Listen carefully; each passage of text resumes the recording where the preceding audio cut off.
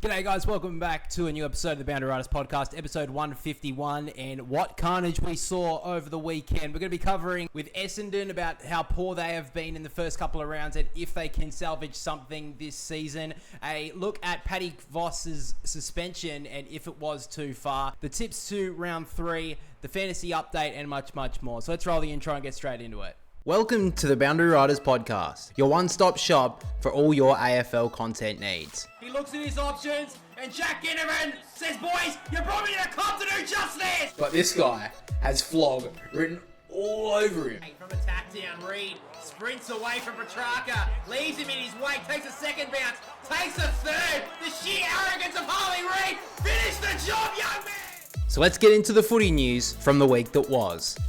Alright, so first of all, before we move into the next part of the episode, brothers here. I think that's all we've got. When we recorded this, it was a great episode. It was the best we've ever done, and it fucking cut out, didn't record. So we're going on. It's going to be a bit of a shorter episode. I am sorry, guys, but just wanted to make that quickly clear as to why it is a little bit shorter. But yeah, basically we recorded a very good episode, and it's cut out. So good on OBS, you suck. Anyway, let's move into the rest of the episode. So let's move to our fan favourite segment. Everyone loves it. I think that Andrew Dillon has it tattooed on his, foreskin or whatever he wants to tattoo it on. The segment called Rate It or Hate It, where we go through some topics throughout the week in the AFL. We give our perspective on if we rate the idea or hate the idea. So we'll first of all start off with interviewing losing team players on the ground post-game. Do you rate that idea or do you hate it? No, I hate it. It's like, why would you want to get the perspective of the team that just lost? Yeah, now this is in reference to Cal Mills post-game with the Swans losing to Hawthorn. Of course, Swans lost. Mitch Cleary runs up to him post-game and says, "Can I interview you?" And Cal Mills is like, "I don't want to hurt you right now, so I guess we'll talk." Then he goes and asks him a bunch of questions, then tries to, try and get a little gotcha question out because the Swans had a 5-day break between their game on, I think it was Saturday the week prior against Brisbane, and then the Thursday night game against Hawthorn. It was a 5-day break. And then when Mitch Cleary asked that question, Cal Mills said, "Nah, mate." And then Mitch Cleary was like, "Okay, thank you," and then walked away. So, a very cringy interview. Cal Mills just wasn't for it. And I kind of know that, when I've seen interviews with him in the past, he's very media trained. But you could tell this is not a moment you need to get the perspective of the losing captain. It's 5 minutes, not even 2 minutes after the game. Like, come on. In a hard-felt contest where the game was, there to be won throughout pretty much the whole game. And then Mitch Cleary is running over with his microphone. This is Channel 7 on it. And he's like, "Oh, fuck me. Fuck off, Mitch." And he was like, had to, bite his tongue. And then in the end, he just couldn't really take it. And he's like, "How do I end this interview without, flooring Mitch Cleary to the ground and breaking his glasses?" And he's like, "Nah, mate. None of that shit matters." And it's like, he's looking for a clickbait headline. Yeah, gotcha moment. And then what would happen as well? If he said something similar to what Justin Longmuir did a week prior with the opening round advantage that teams get. If he turned around and said, "Yeah, you know what, we're probably pretty tired after a Brisbane game and having a 5-day break this early on in the season probably isn't great for us," that there was someone like a Caroline Wilson or a Sam McClure sitting behind their keyboard ready to go to just call out Cal Mills for something like this. Just absolutely stupid. And it's like, why do you need to do that? Talking to the winning team post game is, I think, fine because they're jovial, they're happy, and they're big moment. And yeah, I just don't think it's needed. No, not at all. All right, second question regarding rate it or hate it. West Coast will get more wins this season than Essendon. Yeah, I'll rate it. I think, you're looking at their team. You look at the Essendon model, and the kids are, not driving standards. They're bringing the enthusiasm. They're bringing the teenage joy, really, the joy of football again. And I think that's what West Coast is slowly bringing in with the last couple of years with their players. You look at the Essendon, their seniors are not actually doing. The senior players are just being seniors, doing nothing, hobbling around, standing around. They look miserable. They look deflated. Yeah. They look what was the word that Brad Scott used? Demoralised. I think it was. Yeah, they just look fucking terrible. You see some of the young kids that are coming through for Essendon. It's like there's just not enough of them. I don't think they're in the stationary period of, are we going to rebuild or not? And they're like what West Coast were 3 or 4 years ago, And then Everyone's like, you need to you need to rebuild. And they're stubborn as hell, and they're like, no, we're not doing it. We're going to do it our way. And it's like, eventually we saw with Richmond and Adam Uze. Like for one season, we kind of thought maybe they're just going to try and go down the route of like regen and then go. Yeah. And then everyone was like, no, you need to cut down. Like Damien Hardwick kind of left you in a shit position. You need to go your own way. Yeah. We saw in Adam Uze's first season, they had one of the worst seasons in AFL record. It wasn't great. They only got 2 wins. They had all these senior players, and Adam Uze kind of put it on the line. He kind of said to all the senior players, like, if you want to go, you're going to go. If you want to stay, you play for the... This is a new team now. So they gutted the...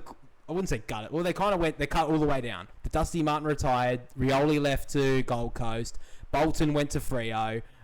There's a couple. Liam Baker went to West Coast. So did Jack Graham. Or was that the year after? Well, it was the same thing. They started doing that. They started cutting them out. Yeah.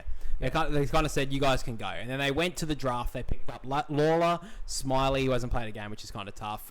They picked up a couple of big players in that draft. Trainer, Armstrong. Yeah, that was like the dream draft. Everyone was like in the 2024. They picked up some of these best players. Lawler looks like a star. All these new players look really, really good. They regen. They've got 5 wins in 2025 where no one expected them to get anything. Now you sit here and you're like, wow, they've jumped Essendon. They probably jumped West Coast as well. They're kind of neck and neck with North Melbourne to an extent. Like, yes, North Melbourne have got an extra win this season, but then they went to WA and then got done by the Eagles. So, yeah, I think that West Coast probably will get more wins than Essendon this year. Yeah. You kind of look at both their lists as well, and you just see that West Coast, I think they probably match up with them better. Like, yes, Nate Caddy's better than a Job Shanahan type, but Job just won the Rising Star Award nomination, and he looks like a really good player to work with.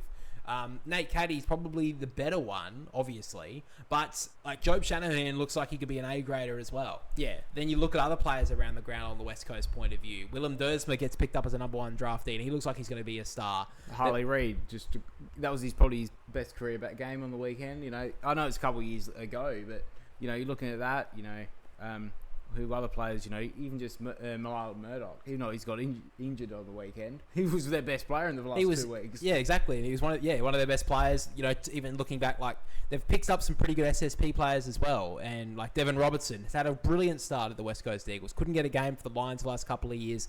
After 2023, had a career best year. There was a big offer on the table from the West Coast Eagles. He decided to stay. Couldn't get back into that Brisbane lineup, and then decided to come home after getting delisted from the Lions. He brings over a wealth of experience from a premiership team, and he's had a brilliant start as a West Coast Eagle. And like you said, Milan Murdoch, 2 weeks before the season, or 3 weeks before the season started, he wasn't even on an AFL list. Now he's one of the top 5 players in the West Coast team. Got 2 coaches' votes last week. Yeah. In an AFL team. Yeah. Wasn't not even thought about from an AFL level. Now, Essendon, one big thing is the injuries. They just continue to get injured. Like Jordan Ridley can't get on the park. Nick Martin's out for the entire year. But then they've got a lot of passengers in their team. And I bring him up a lot on this channel, Darcy Parish. Just... why are they not chucking a kid through there? Like, they can give someone midfield minutes, some CBAs. Like, it doesn't have to be someone they picked up in this year's draft, like a Dyson Sharp. It could be anyone. Like, we've talked about Archie Roberts a bit, more on the fantasy side of things, but he showed in the preseason he could be a midfielder. Yeah. But they don't give him any minutes in there. They're giving it to Darcy Parish, who's just milking minutes in there, doing absolutely nothing. They've got other players that could potentially be in there, giving them some spark, like... I saw Kako on the weekend make some really good plays in a team that was getting demoralised, getting smashed by Port Adelaide. He showed some big moments. Chuck him through there as like a burst player. Give him like 5 in a game. Like give him once a quarter, just to go basically just charge through the middle of the pack and try and get the ball forward. Yeah.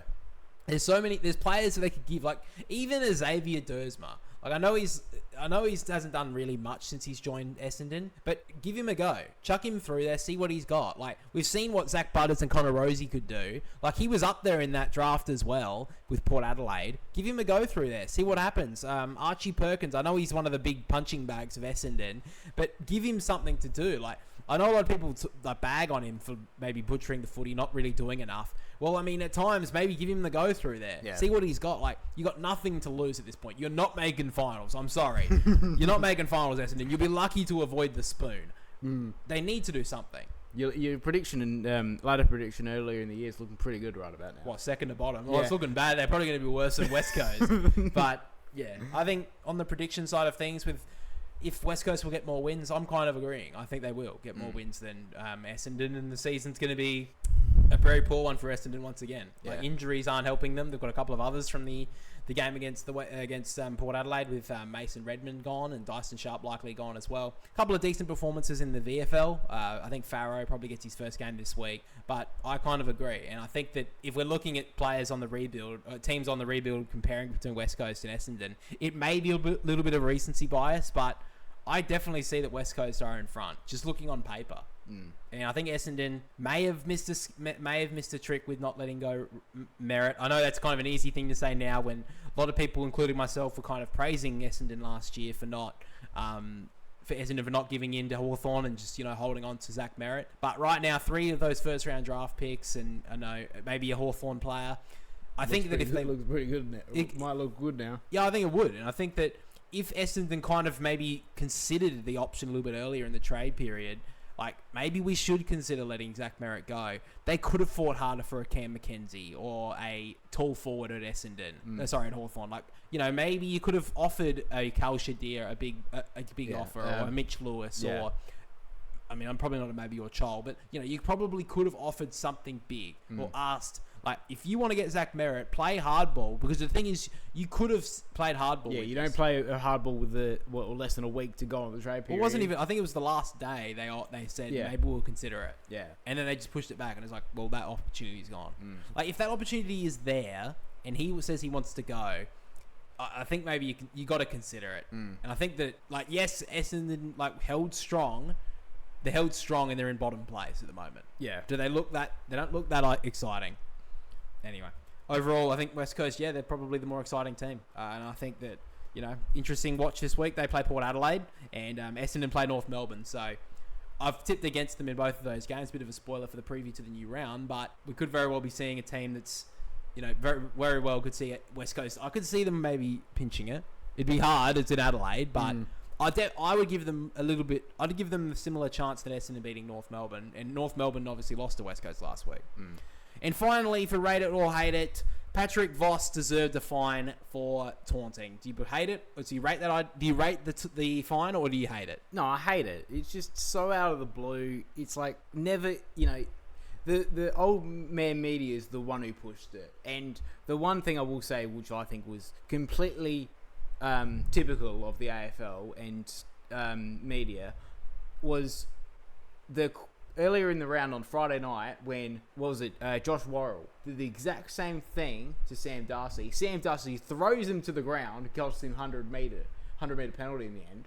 Where's the hell? He rubbed his head. Where was his fine? Yeah. And now they're saying it's going to be a high tackle. It's like, that's just fucking wrong. If they make that, they've already said it and they have to pay it by now. But if you so basically, if you don't know, now if you rub someone's head as like a taunting action, like you rub their head, and like say, nice try, buddy, or whatever, it's going to be a free kick for a high tackle.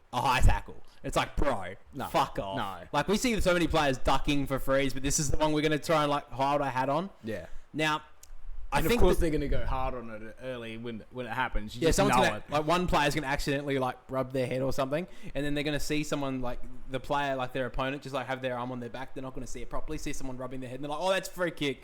And then we're going to be like, what the fuck is going on? Because they're so harsh on these little rules. And what you're going to see is what the old man media do, and they're going to be, pointing it out. It's like, how the hell is that a freeze? Well, you're the idiots who wanted this in. You're the idiots who pushed it. Now you're forcing their hand. Now you get the consequence. And the people who suffer are the fans. Yeah. Again.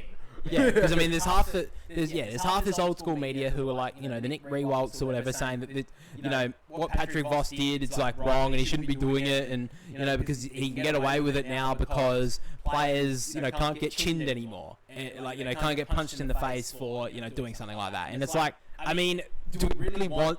I don't think we want people punching someone in the face for that, but I also think that people, if they're going to do that, then they deserve to get pushed back as well. They can get into a scuffle or whatever. Yeah. I don't think that we need to give away a free kick for it. I think it's absolutely ridiculous. And then, the other side of the media, they're calling it a woke decision, and it's like, bro, could you fucking just actually talk about the issue rather than, throwing out a random buzzword to try and make the clip... It's almost like, I don't know if you've heard the term clip farming. This is kind of like what news streamers do, do a big moment, fake something. So then these people, because a big thing now for like old school media, because no one listens to them on radio, is like find a clip to try and get like go viral or whatever. That's what kind of Tony Shaw did on 3AW with like calling, oh, it's such a woke decision. It's like, bro, shut up. Yeah. God, you heard that word 6 times because a bunch of elections or something are happening, and like you had to hear that one because Donald Trump said it once or whatever, and it's like, bro, you sound like such a fucking cunt. And then instead of people actually listening to your point, all they're gonna do is like comment underneath it, calling you a dinosaur and a fucking clown and a fucking idiot. And it's like, bro, actually talk about the issue, because you can get a lot of people on your side here by telling us what you think and saying this is such a stupid decision and it's such a slippery slope with a taunting issue that we have a taunting rule come into the game. Yeah, and what the other point of it is that what is a taunt these days? You know, rubbing the head. You know, well, it could be like after a big goal happened, and you know, Nick Watson goes up to the Swans player on Friday night. And starts, having a little go with him, like, oh yeah, sucked in. I just kicked that goal on you, you loser. Is that a taunt? And then, when I could see that sort of thing happening, he pushes, gives away a free kick, and let's be honest, like a Tom Papley type from the Swans. He goes back at him and goes, oh, thanks for the 50. Then it's another reversal. Yeah. So we're just sitting there for 10 minutes going reverse. Yeah. And then we're sitting there fucking going, and then we're like. Then on Monday, people are like, "Oh, this is so stupid because it is, because it is," and then like they're saying, "Oh, this is so ridiculous. They've gone too far with this," and then they're the same people who are like saying, "Oh, you know, this is like a rule that we need because taunting shouldn't be in our game. Like we don't want the kids learning about it." And then one of the other great moments of the week was Gold Coast v Richmond. Daniel Rioli picks up the ball and Morris Rioli absolutely drills him into the ground, costs him holding the ball, and he gives a little bit of a bit of family banter. Is that going to be taunting? Is that going to be a taunting? Well, technically, it's the same thing. You know, he gives him a bit of, I don't know what he does, has a little bit of a laugh with him. That's going to be classified as a taunt in an umpire's in one of their eyes. Yeah, pays a free kick to the Gold Coast, and then we're all like having this is ridiculous. It is. And I mean, we talk about this a lot, and like whenever a rule change comes in, everyone's very quick to go, "Oh my god, what happens if this happens in a grand final?" But what happens if this did happen in a grand final? Look at it last year with Bailey Smith and pushing Harris Andrews. You know, after I think it was a goal or something, Bailey Smith pushed him. They were 60 points down.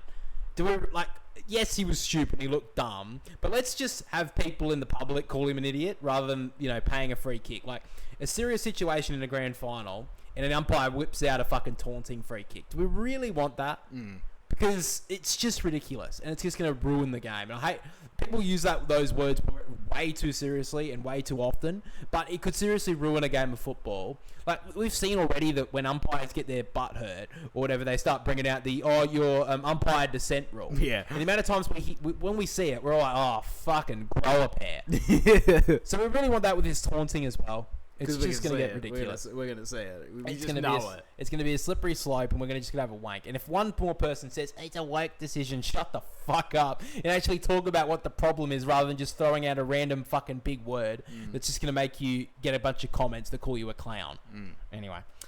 That's pretty much all we've got for Rate It or Hate It. Guys, make sure to let us know down below how you felt about those topics throughout the week. For now, though, let's get into the preview to round 3. But we do have 7 big games coming this round. We'll be covering the 4 biggest throughout the weekend. And we start with the Thursday night contest between the Cats and the Crows down at GMHBA Stadium. Now, the Cats have had an interesting start to the season for mine. After coming off a hefty defeat in opening round against the Gold Coast and a come-from-behind win against the Dockers in round 1. So, really haven't put a 4-quarter performance together so far this season, Geelong. While on the Crows' point of view, they weren't at their best last week against the Dogs, and the scoreboard kind of flattered them after a gutsy final quarter comeback, but inevitably fell short. Now, one thing that has been questioned for the Crows coming from last round is their dare and not really showing a lot of exciting football. I think it is a little bit early to tell on that part, but that will be something that will be questioned throughout the week on Adelaide's point of view. Now, Cal Archie did injure his hamstring throughout the game and he will be out for over a month. At this rate, they're looking around 6 weeks. That's really unfortunate there for Adelaide. Now, a really big point going into this game is the fact that this is down in Cardinia Park and Geelong, for one, don't tend to lose down there, but against the Crows, they have a very good record. In fact, Geelong, not only have Geelong won their last 5 games in total against Adelaide, but the Crows actually haven't beaten Geelong outside of Adelaide since 2003. So a record is supposed to be broken. I guess you could look at it that way, but Geelong do have the wood over the Crows in recent memory, and away from Adelaide have one of the best records against any team in the competition. But for now, let's get to my tip for this one, and I'm going with the Cats. Just simply have to pick them for the fact that it's down in Geelong. The Crows, I actually would have given them a bit of a shot here at Adelaide Oval, but down in Geelong, I just think the Cats will be too strong. But I will say I'm a little bit concerned about Geelong in the first couple of rounds, considering they haven't been able to string a full quarter performance together. But with the quality that they have and the experience that they do have at their disposal, I do see the Cats coming along this season and will benefit from the early season bye. Next game we'll be taking a look at is Friday night between Collingwood and the Giants at Marvel Stadium. Now, the Pies had a good win in opening round before a disappointing performance against the Crows the game before the bye, and they've really struggled up forward, but their opponents in the Giants haven't done much better. After a good performance in opening round for the Giants, GWS have really dropped off the pace since then after a disappointing performance against the Dogs, to say the least, and then a gutsy come from behind matchup against the Saints, but inevitably they fell short. Now, the Giants have had a pretty ordinary season so far, and even though they nearly stole it against the Saints last week, they didn't really deserve to be that close. Now, on the injury point of view, Collingwood should be getting back Darcy Moore and maybe Jeremy Howe as well, so there'll be 2 great inclusions there for the Pies, while on GWS's point of view, they should see the return of Toby Bedford, so that will be interesting to see if they go to tag this week. Toby Bedford didn't really do much of that late last season, but with how they've been dominated by a couple of midfielders so far this year, the Giants, I wouldn't be too surprised if they go ahead and go tag Nick Dacos. But now let's get to my tip, and with 2 teams not in the best of form right now, I am leaning towards Collingwood in this one. With how the Giants have been playing in the last couple of weeks, I do trust Collingwood just a little bit more. It's not ideal for the Pies that it's been playing at Marvel rather than the MCG. However, I still think Collingwood get this one done. Next up, we move to St Kilda up against Brisbane at Marvel Stadium. Now, the Saints finally got their first win on the board this season after almost letting that win slip against the Giants last week. But maybe that's all they needed, just to get one win on the board to get their season up and about, because it was a gutsy win in the end in some pretty trying conditions, so maybe the Saints can get their season up and away. While on Brisbane's point of view, still yet to get a win, obviously having that bye last week, and I am expecting that they will turn their form around and get their season up and going, but it's still not great to see how Brisbane have started this season. Now, on good news here for the Lions, they should see the return of not only Zach Bailey this week, but McCluggage and Logan Morris. So from the suspensions and the injuries, the Lions are expecting a lot of great players to return in round 3. But now let's get into my tip, and I'm going to go with the Lions. I'm not dropping my faith on them just yet. With the players that I'm expecting to see them return this week, I think they will be just too good. I do trust the Lions as well for the fact that this is at Marvel Stadium rather than the MCG.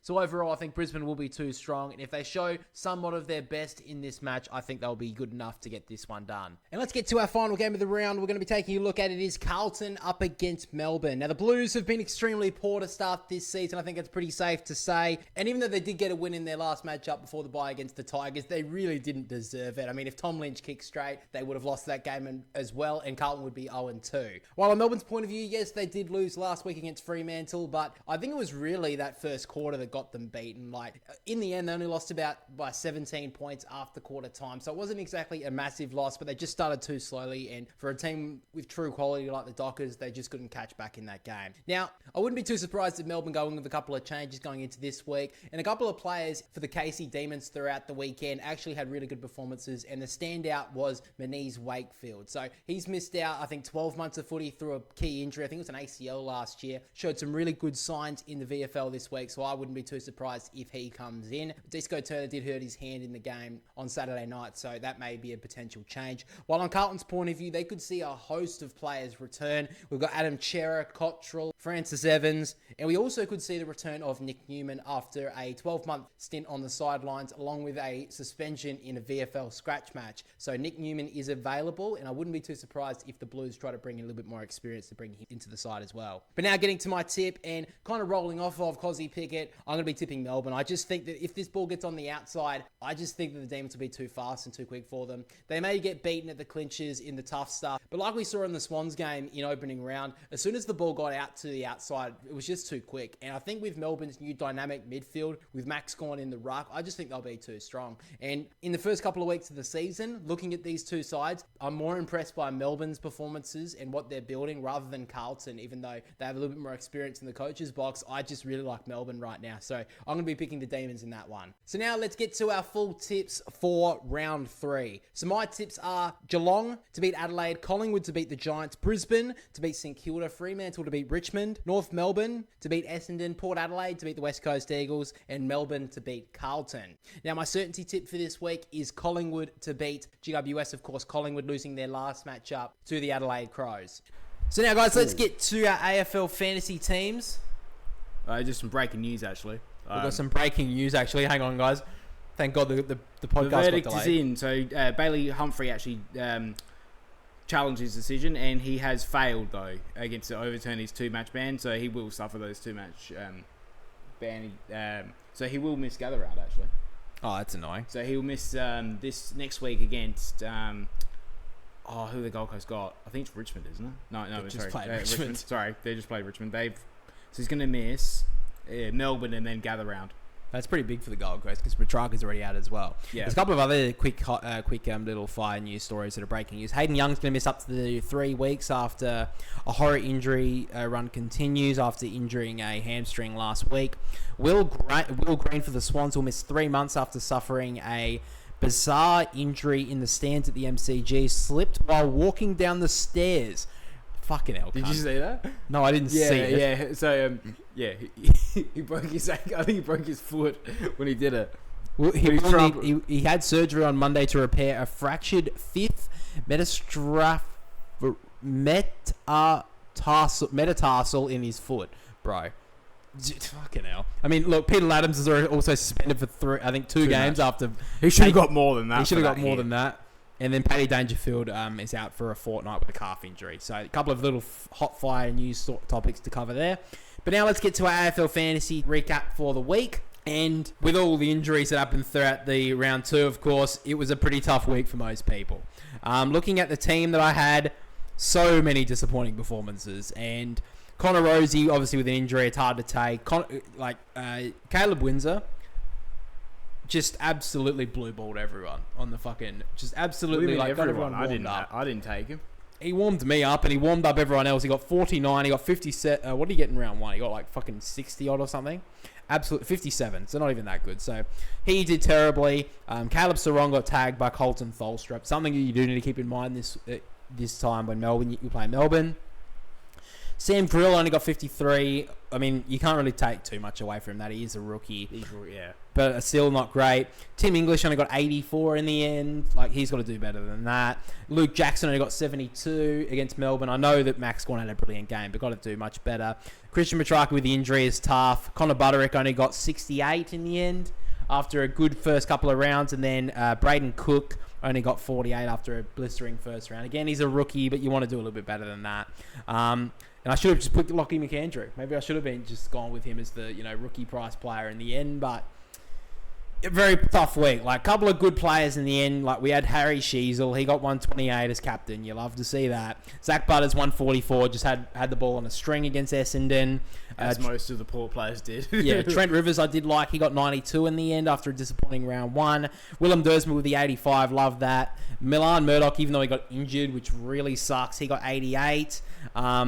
Devin Robertson with the 90. He has had a really good start to the season as a baseman player and has really thrived at the West Coast Eagles. But before we move to the trades, let's get into your team. So, how are we looking this week? My score in the end was 1,623, which is ranked at 56,000. So, absolutely terrible. Don't want to mention it again. Let's have a look at your team. So, we'll just start with my score. So, I got 1,730, which was ranked for this week at 16,771.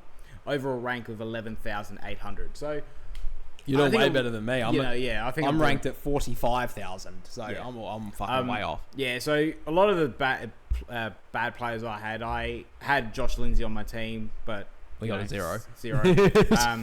Blackinson, showed so much promise in the preseason with being the ruck role. He just can't do it at the moment, and he's got North Melbourne against Jordan Sweet. You feel like a guy who hasn't played a game this season. He probably could have done better. And then he's got North Melbourne this week against Sherry, which Cherries. Everyone was bagging him that he was not going to score. Now he's actually scoring. I was like, for fuck's sake. I had him too. I mean, I'm still happy with Tim English. I still Yeah. think he'll be fine and Luke Jackson, but Tristan Cherry would have been nice. Yeah.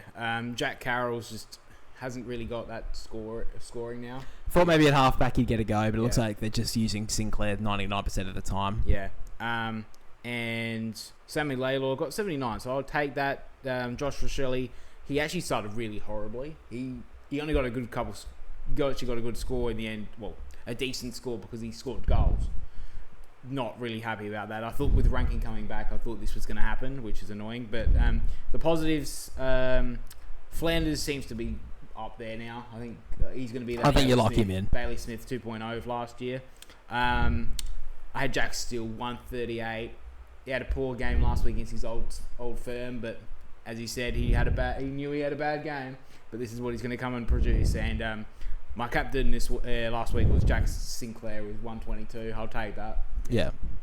All right, so let's move into our trades. So, for this week, I had to go with a couple of injury fixes because obviously I think everyone's going to have to do that. So, I went with Christian Petrarca out, Nick Dacos in, and my second trade was Connor Rosie out, and I picked up Dane Zorko.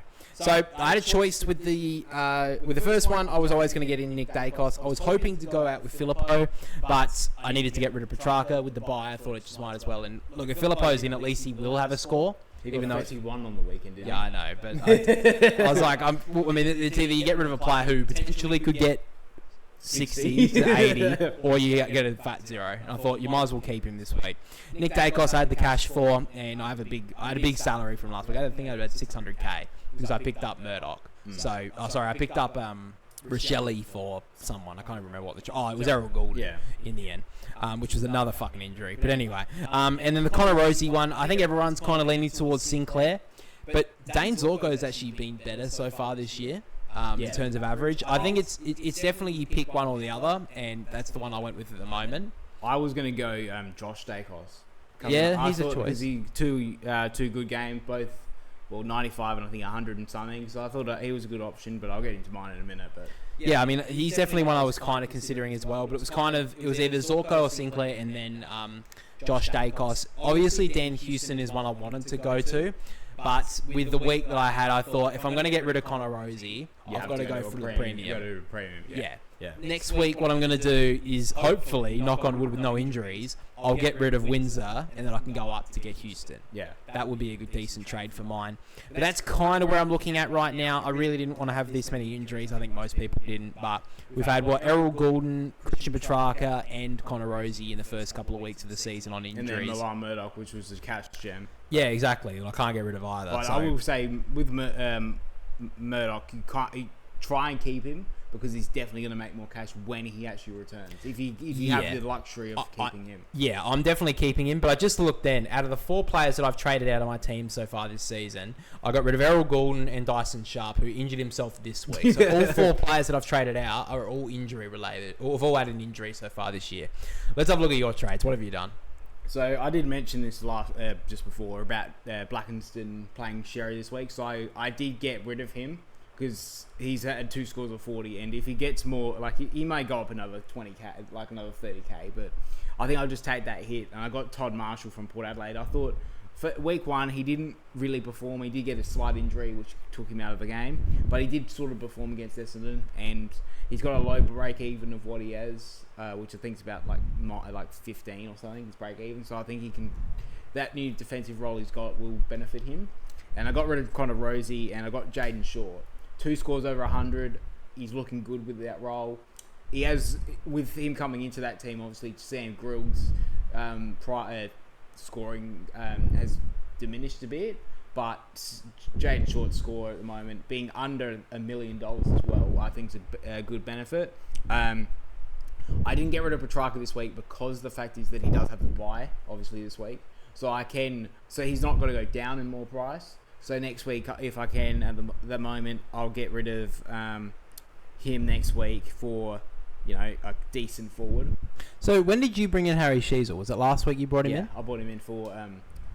I was going to get rid of him. I was going to get Caleb Sarong, but then I changed my trade because then I got rid of Dyson Sharp. So then it gave me a bit of a bit more cash to get Harris Sheasel. So that was kind of lucky I was because you lucky- were the I one. was That was the lucky one with that player one. you did miss out on at the start of the season. yeah, I did miss him out. I missed out on him, but I think this week with him playing Essendon and how Butters got 140 odd last week against Essendon, I'm looking pretty good to keep him VC and then have Butters into my captaincy against West Coast. Yeah, I think it's good. I think that's probably most people are going to be leaning to this week. Some I've seen have said that they're going to go with Luke Jackson against Richmond without Nankervis, but it could work. You know, that's another option. Yeah, I think maybe I'll use that as like a vice captaincy option, but I don't know if I'll go fully on that one. You know, yeah, and like even Jack Steele on Sunday, it could be a good option against Carlton. Yeah. That's kind of what we're looking at. And now let's move to the league leagues for the channel. And looking at the head-to-head, first of all, I am 0-2, unfortunately. I'm looking at the points for, not too bad, though. I am... Well, actually, no, that's not... sorry, I thought there was 18 teams. There's only 16. I'm sitting in the bottom 4. Great. Playing against a guy this week who has just a better score than me so far this season, which, you know, isn't ideal. He hasn't got a win either, so looks like... Oh, is this the week after, maybe, I think, actually? Yeah, it is. Sorry, I'm playing Mad Mate Dave, apparently, which is currently in 9th spot. So, fucking hell, this is going to be a big game. He has scored 3,800 so far this season. He's scored 3,700 and... Yeah, 3,800. I've scored 3,660. So, haven't had the best start, but I think this week I can get back and hopefully get a win. Looking at... Where are you at? You are in 8th spot right now, sitting with 1 win, 1 loss. Had a very good score as well. Currently leading the head-to-head league is Nordic Sun. I think he had the lead after opening round after round 1 as well. He's had a good start to the season. Has the highest score out of the league in the head-to-head with 3,879. Not too bad. Sitting on top. So that basically filled up really quickly, that league. But we do have an open league as well. Sitting on top of that one at the moment is Harry Potter Wilcox with the... Whoops, shit. Fucking, he got 1,778 last week, which is very nice. Sitting at the top spot at the moment. And he's averaging over 1,988 so far this season. So very good. 3-peat, drops down to 2nd spot, but still sitting in a nice position. So Harry Potter jumped up a couple of spots over the week. You are sitting in 17th spot, which is pretty decent. Like last year, we finished around mid-table, which isn't ideal. And then I am not in the top 50, so that's just great. Absolutely loving that. Can I actually find where I am on the table, or is that just it? I think that's it. I can't find it. What's your overall points? Overall points is... Give me one moment. So in the league, the 50th player is Cameron B. The D Masters, 3,698. 3,698. So I have got currently 3,668. So you're far, you're a bit you're a bit far. Wait, 36. What did you say? 36. What did you say he was on? 3,698. 3,698. So what? 30 points. Yeah, 30 points. That's not that bad. Not good, but not bad. Anyway, very poor from me. Very disappointed. Yeah, I can't even check to see where I am on the league table. That's pretty embarrassing, you know. 50 point, yeah. So 50th right now is DeMasters. He is sitting with 3,698. I'm sitting on 3,668, so 30 points behind. So not too far away, but in a league full of 80 people, I am outside the top 50, which isn't ideal for the guy who runs the channel, but nonetheless, still not doing very good. Harry Potter leads the Open League, and looking at the head-to-head league, I'm sitting in the bottom 4. My brother's sitting in 8th spot. I think the finals sit this year that the top... I think it's the top 8 go through for the finals. But guys, we'll be skipping World Sport this week because we've done this for nearly an hour and a half now because of the episode getting missing half of it because of the recording of OBS. So blame OBS for that issue. Not my fault. I don't claim the issue. But anyway, thank you for listening to this episode, guys. If you did enjoy it, make sure to leave a like and subscribe over on YouTube. And if you are on Spotify, make sure to leave us 5 stars and follow so you're notified on the podcast every single week. And finally, make sure to check out the first video essay of the year released on the main channel regarding a recap or a perspective of the 2013 season, the craziest season in AFL history. So make sure to check that out. Make sure to let us know down below how you feel about that as well. Thank you for listening. Thank you for watching. We'll catch you all next week. See you later, guys.